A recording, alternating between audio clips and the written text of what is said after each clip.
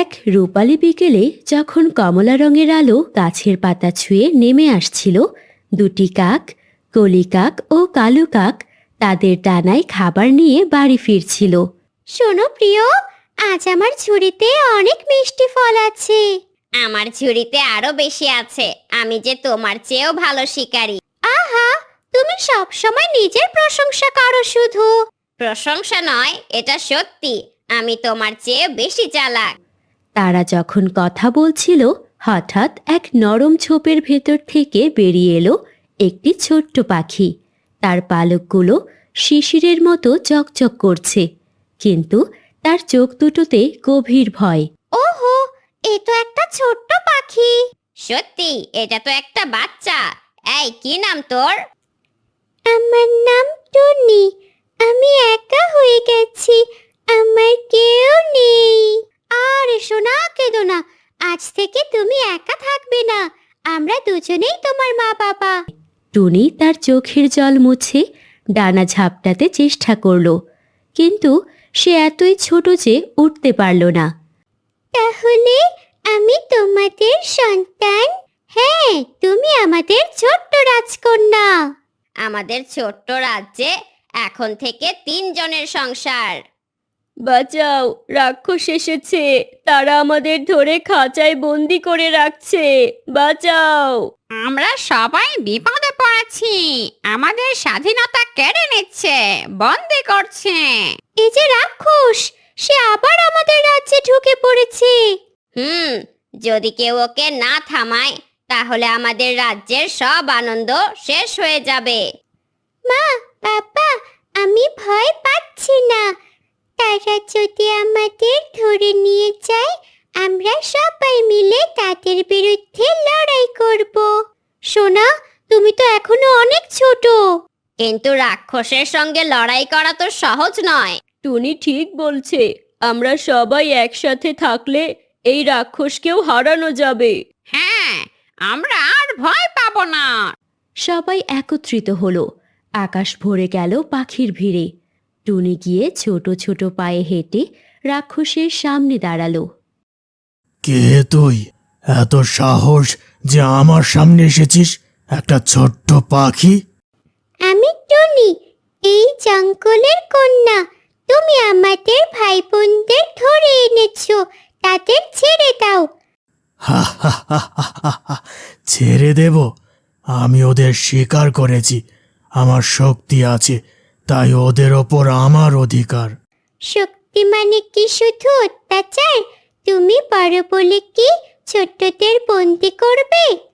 তুই তো শুধু একটা পাখি, তোর সঙ্গে আমার কোনো তুলনা হয় না।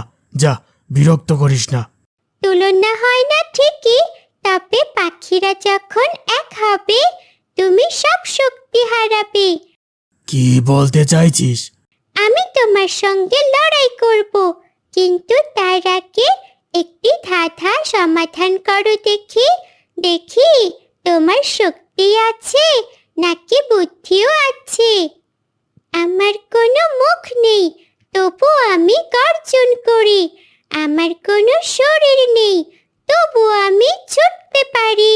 বলো বলো, এটা কি? এ আবার কেমন দাদা? কি বলতে চাইছিস? আমার বুদ্ধি নেই? রাক্ষস ধাঁধার উত্তর খুঁজতে গিয়ে ভাবতে লাগলো। এই সুযোগে টুনি গিয়ে সংকেত দিল। মুহূর্তেই চারদিক পাখিরা ঘিরে ফেলল। সবাই, পায়রা, টিয়া, কাক, একসঙ্গে এসে গুহার ওপর চক্কর দিতে লাগলো। খাঁচার ভেতর বন্দি পাখিরাও ডানা ঝাপটিয়ে আওয়াজ তুলল। শোনো সবাই, একা আমরা দুর্বল, কিন্তু একসঙ্গে আমরা অনেক শক্তিশালী। আমরা আছি টুনির সাথে। একসাথে উড়বো, একসাথে লড়বো। সাবধানে যাস মা। রাক্ষস চারদিকে তাকিয়ে অস্থির হয়ে উঠল। পাখিদের বিশাল ঝাঁক পুরো আকাশ ঢেকে ফেলেছে। তাদের ডানার শব্দে গুহা কাঁপতে শুরু করলো। রাক্ষসের চোখেও ভয় দেখা দিল। থামো, সবাই থামো। আমরা থামবো না, যতক্ষণ না তুমি আমাদের সব সাথীদের ফিরিয়ে দিচ্ছ, আমরা থামবো না। থাম, আমি রাক্ষস, আমার কাছে আগুন আর শক্তি আছে। তোদের এক মুহূর্তে পুড়িয়ে দেব। আগুন দিয়ে ভয় দেখিয়ে লাভ নেই, আগুনও ভয় দেখাতে পারে না যদি সবাই এক থাকে। টুনি যখন এই কথা বলল, সব পাখি একসাথে চিৎকার করে উঠল, আমরা এক, আমরা এক। রাক্ষস রাগে মশাল ঘোরাতে লাগলো, যেন আগুন দিয়ে সবাইকে পুড়িয়ে ফেলবে। কিন্তু তখনই পাখিদের ঝাঁক ডানা ঝাপটে এমন এক প্রবল বাতাস তৈরি করলো যে মশালের শিখা ছোট হয়ে এলো। আগুন যতই বড় হোক, একতার বাতাসে তা নিভে যাবে, দেখো রাক্ষস। রাক্ষস মরিয়া হয়ে বারবার মশাল নাড়ালো, কিন্তু পাখির ঝাঁক চারদিক থেকে বাতাস দিয়ে আগুন নিভিয়ে দিল। একসময় গুহার ভেতর সম্পূর্ণ অন্ধকার হয়ে গেল। রাক্ষসের কণ্ঠে এখন আর রাগ নয়, শুধুই ভয়। না, কি হচ্ছে? আমার সব শক্তি কেন কমে যাচ্ছে? রাক্ষস, শোনো এবার আমার শেষ কথা। যদি আমাদের সবাইকে এখনই ছেড়ে দাও, আমরাও তোমাকে ছেড়ে দেব। কিন্তু যদি একটি পাখিকেও বন্দি করে রাখো, তবে এই পুরো পাখি রাজ্য তোমার বিরুদ্ধে নেমে আসবে। আশেপাশের সব জঙ্গলের পাখিরা যোগ দেবে এই লড়াইয়ে। তুই তো ছোট্ট পাখি, এত সাহস কোত্থেকে পেলি? সাহস জন্মায় না, তা তৈরি হয়। আর বড়রা যখন তা ভুলে যায়, তখন ছোটরাই তা মনে করিয়ে দেয়। এই কথা শোনার পর পাখিরা আর এক মুহূর্তও দেরি করল না। তারা সবাই ঝাঁপিয়ে পড়ল খাঁচার ওপর। তাদের ছোট ঠোঁট দিয়ে লোহার শিকগুলোয় আঘাত করতে লাগলো। একের পর এক খাঁচা ভাঙতে শুরু করলো। বন্দি পাখিরা বেরিয়ে এলো, আর তাদের সংখ্যা বাড়ার সাথে সাথে পুরো গুহা ভরে গেল। রাক্ষস সম্পূর্ণ একা হয়ে পড়ল। রাক্ষস চারদিকে আকাশ ভর্তি পাখি দেখে সম্পূর্ণ হতাশ হয়ে পড়ল। তার সব অহংকার মুহূর্তেই ভেঙে গেল।